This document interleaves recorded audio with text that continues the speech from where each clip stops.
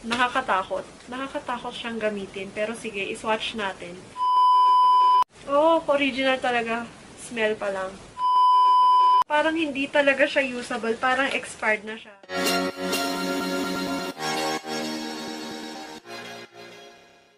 Hi everyone! It's Day here! Welcome to my channel. And today, magbubukas tayo na mystery box.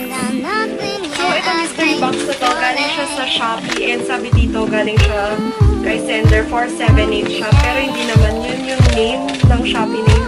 And doon kasi sa pinagbilhan ko, mamimili ka ng category ko, makeup, gadgets, ganun-ganon, makeup tools, ganon. So, yung pinili kong category is makeup. So, buksan nga natin siya.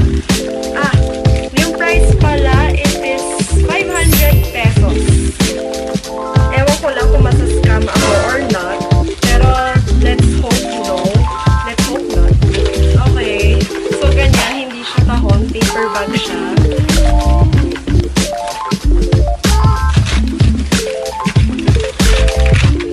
Okay. Parang ang daming laman. Natutuwa ako. Okay. So, yung una natin nakuha is itong hairband na parang wire. Oo, 5 pesos lang ata to. I-search ko nga. Pwede siyang scarf, no? Pwede rin siya. Ay, pwede to sa baby ko. Pwede to kay Tash. Uy, cute naman na. Suotin niya to sa La Union. And next na meron ako. Uy, okay to ah. Real Techniques. Real Techniques na sponge. Fake siya, obviously. Siyempre. Gusto mo? Siyempre, sabi ng kapatid ko, gusto daw niya. Kaya sa kanya na lang. Ibabad mo to sa water, tapos i-squeeze mo, tapos mo siya i-blend. Oh. Next, kaya pala mabigat. Ito talaga yung nagpapabigat eh. Hindi ko alam kung ano to, pero mukha siyang aloe vera water. Pero in fairness, bawin-baw yung 500 pesos sa bubble wrap. Pwede na rin.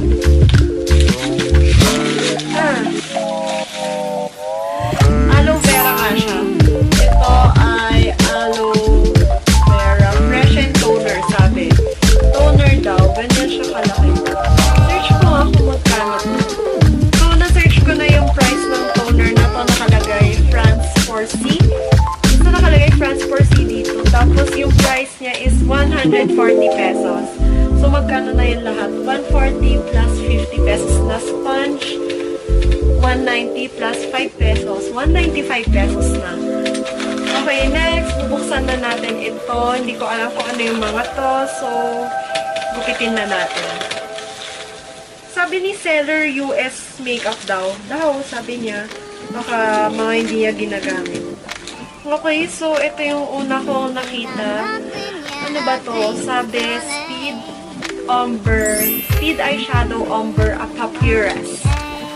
Parang French, pero mukhang luma kasi pag titignan mo yung plastic niya, medyo napaglumaan. I don't know. I-check ko na lang. Okay. And ito siya, parang light brown. In the shade Subway. Hindi ko alam kung anong brand to. And okay naman yung smell niya. Hindi siya mabaho. I-swatch ko lang siya.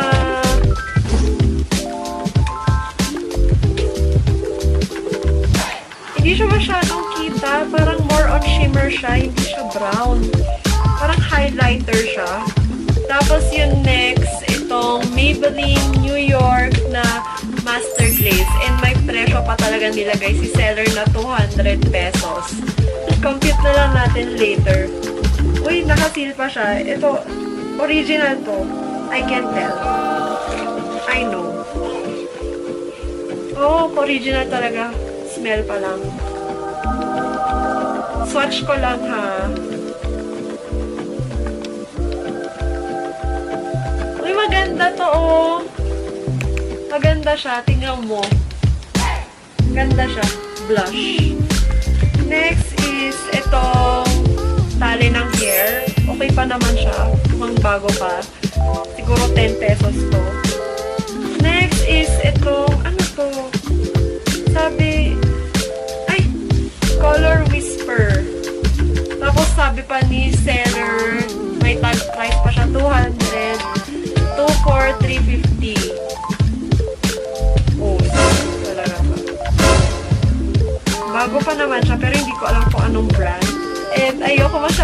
pink. Pero sige, iswatch natin.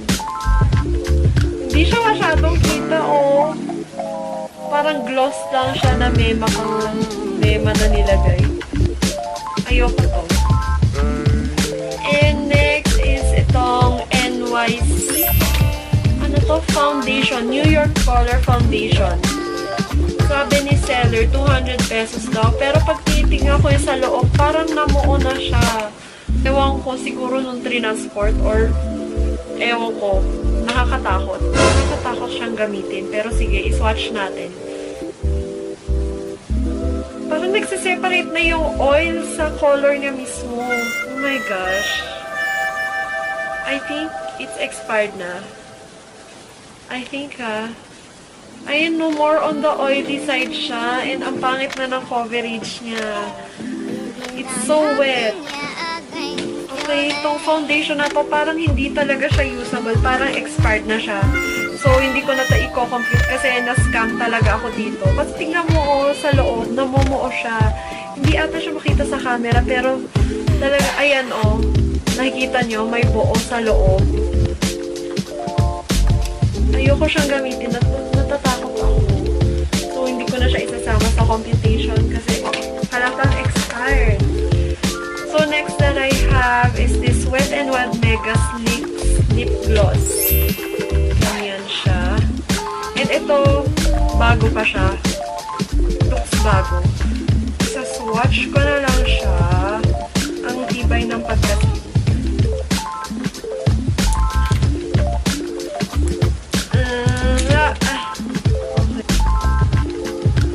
Ay, gloss na siya.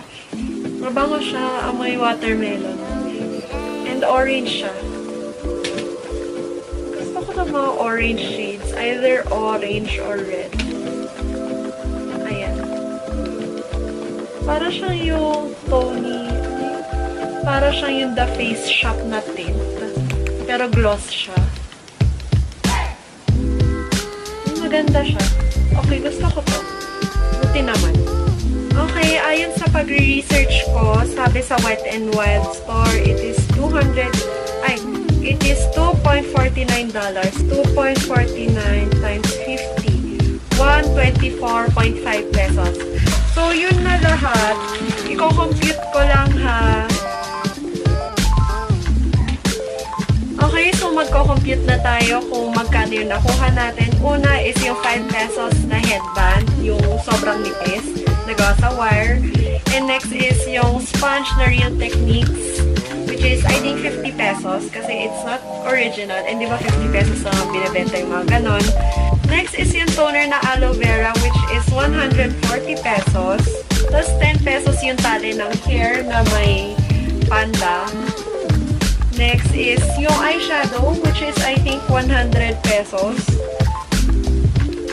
Tapos, yung blush sticks. Ito yung favorite ko. Itong Maybelline Master Glaze Stick. Sabi online, $6.49 kasi wala namang ganito sa Pilipinas, diba? Which is equivalent to 322 pesos. And yung sumunod is itong Wet n Wild Mega Stick na lip gloss, which is $2.49. And next is itong Color Whisper. Siguro mag-assume tayo na baka 80 pesos. Tapos, yung na-scam tayo na foundation na sabi dun sa price tag 200 pesos pero mukhang expired. So, hindi ko na siya isasama sa computation. So, plus 0. So, magkano na yun? It is a total of 831 pesos. So, sa halagang 500 na binili ko sa mystery box, nakakuha tayo ng 831 pesos worth of product, which is, I think, okay naman. Although, the products are not the things that I totally want. Yung ibang products naman magagamit ko. Medyo happy ako. Hindi ako super happy, pero buti na lang may magagamit ako. Yun naman kasi yung point ng mga mystery box, di ba? May hint ng surprise, pero may konting hint of disappointment. At least hindi ako lugi, di ba? So, I guess that's it for our video today. Kung may experience kayo sa mystery box, kung nalugi ba kayo or na-scam, just comment down below. And kung may katanungan kayo, iwan nyo na rin sa comment box below. And kung nahihiya kayo mag-comment, connect na lang kayo sa social media ko. I-link ko na rin down below. If you like this video, don't forget to click the thumbs up button and do not forget to subscribe. So that's it for today. See you on my next video. Bye!